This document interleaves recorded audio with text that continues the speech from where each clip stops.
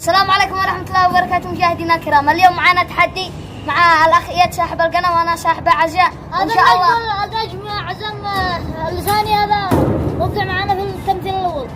إن شاء الله اضغطوا زر اللايك. اليوم معنا تحدي غريب ورائع إن شاء الله تفعلوا لايك وقرروا أنتم من الخاسر وعن طرح عقوبة عالمية. اشتركوا بالقناة. تعليقه.